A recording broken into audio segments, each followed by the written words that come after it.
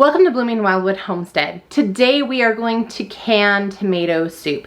This recipe is adapted from the Putting It Up with Honey book, which I will link to down below in the description. This is our first pretty large harvest from our tomato plants, and if what we're seeing is any indication, it looks like we'll have many more tomatoes to can this year, so I'm really excited about that. If you have not previously enjoyed tomato soup, I want to challenge you to give this recipe a try. This does not taste like the tomato soup that comes out of the aluminum can at the store. It has much more robust flavor and is just a better texture, consistency. Overall, it just tastes good. I have not previously enjoyed tomato soup. I thought I didn't like it because the only tomato soup I had ever tried was the tomato soup from the can at the store. Once I tried this home canned tomato soup, I was amazed at the difference in flavor. It just tasted so much better and is something that I want to can more of because it is so easy for those nights when you're just busy and you need a dump and go meal. A grilled cheese sandwich is ideal for adding with the tomato soup, but today we're just going to look at how to can this. Today I'm going to do half of the recipe. I don't have the full 20 pounds of tomatoes, but I do have 10, and so that's what we'll be using today. You can go ahead and double that for the full recipe amount if you have all of the ingredients that you need. I'm going to walk you through all of the steps and give you a sense of exactly how to make this tomato soup. I hope that you will consider giving it a try. I'm going to begin by chopping up the 10 pounds of tomatoes. This is just going to be a coarse chop because we're going to be cooking down these tomatoes. These are cleaned and stemmed, so all I need to do is slice and put them into my big stock pot. I'm going to chop all of these and then we'll add the next ingredient. Now that we have our tomatoes chopped, we're going to go ahead and add the rest of our ingredients needed for the cooking portion of this tomato soup. So the recipe halved would be half of a stalk of celery. Since this one is small, I'm going to chop off the ends and then use the whole thing. We have 7 sprigs of parsley, which I will chop and add. I'm looking for 1.5 bay leaves, but these are pretty small, so I'm gonna go ahead and use that, and then 3 onions. I'm going to chop all of this and add to the tomatoes, then we'll get started cooking it down.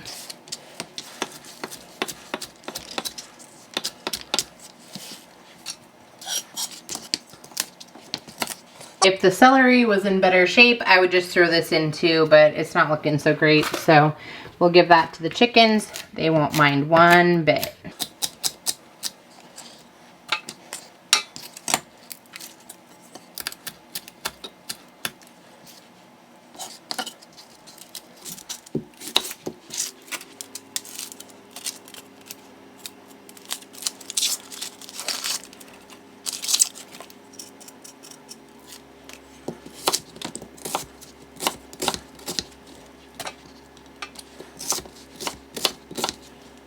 We now have all of our chopped ingredients in here. We'll get this started cooking.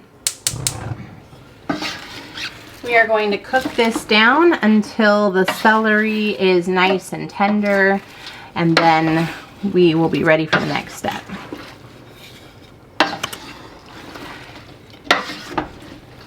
All the vegetables are soft and cooked down, so now we're going to run this through the food sieve and get it prepared for our next step. I'm going to go ahead and scoop the vegetables into the sieve with my canning scoop. This works great for filling up jars, but it also is very versatile for being able to move your product from one location to another for any of these types of purposes. What we're going to do here is get rid of that tomato peel and just take the portion that we actually want for our soup.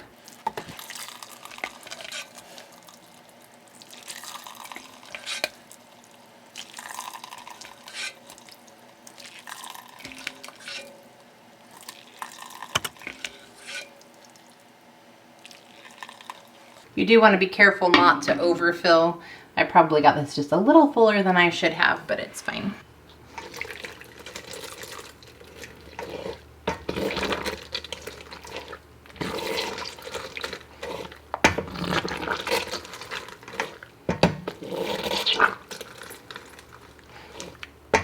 I like to try and get this as dry as possible. I think that I've pretty much made it there.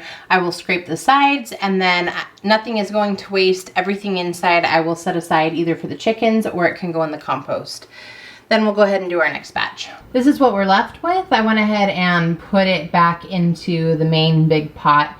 I don't mind if there's a couple of little chunks that might end up in there. That's not a huge issue to me. So we're gonna go ahead and get this warming back up. While that soup is warming back up, we're gonna melt 7 tablespoons of butter. And to that 7 tablespoons of butter, I'm going to add 6 tablespoons of flour to make a paste that's going to help thicken our soup.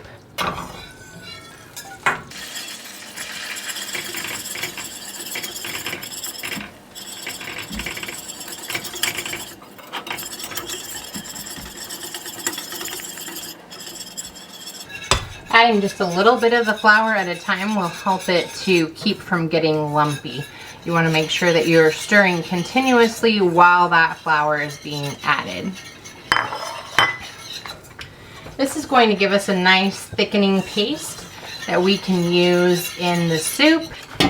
We have our nice thick paste, and I'm just going to add this into our soup.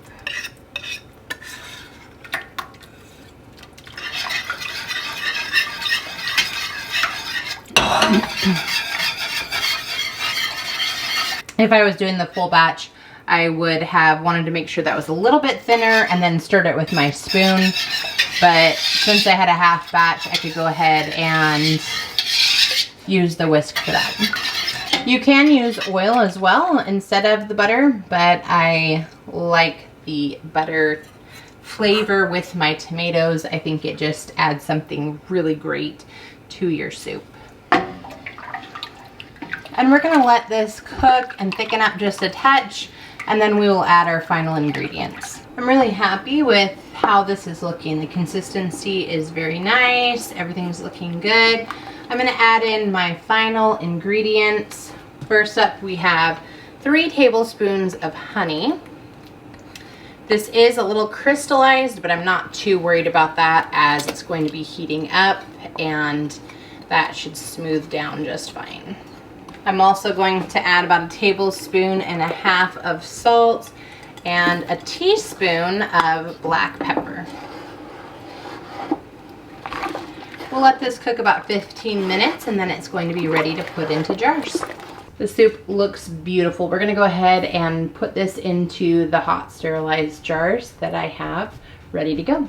I'm using a stainless steel funnel just to help make sure that the soup goes directly into the jar, and it helps to keep the rim of that jar nice and clean. We want to make sure that everything seals up really well, so keeping that as clean as possible is going to be key. You could can this in quarts. You could do it in half pints. I've done that before. This time I'm going to put them into pints. A lot of versatility here. I'm going to fill the jar about to the edge of the neck. I want to leave a nice head space here so that, again, there's room and I'm not pushing on that lid during the canning process.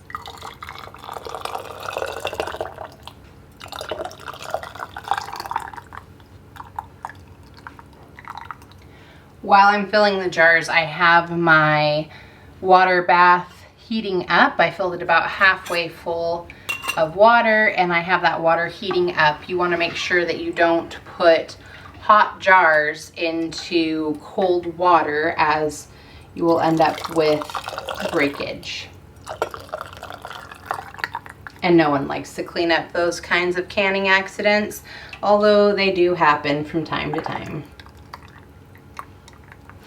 Just as the recipe predicted, I have 9 beautiful pints of tomato soup. Next up, we're going to wash the rims. while the lids are heating up and getting ready to go. To clean these rims, I'm just taking a damp paper towel and running it across each rim. The purpose for this is to make sure that we don't have any food particles that get between the lid and the jar. If that happens, it could prevent things from getting the type of seal that they need. And we want to make sure that things are as good as possible. The lids have come to a boil, so I'm going to go ahead and put them onto the jar and hand tighten the ring so that it will hold that lid firm. I will link down in the description to any of the tools that I have used or tools that are similar. Once all of the lids are on the jars, we're going to put them in the hot water bath for 15 minutes. As you can see, this recipe was fairly easy, and I hope that you will give it a try to go ahead and can your own tomato soup. Great addition to the pantry, and you'll really be glad that you did. We'd love to have you subscribe and be part of our community here at Blooming Wildwood Homestead, where we give you weekly videos about how to grow your own food, how to preserve food, and use what you have grown and preserved. Until next time, bye everyone.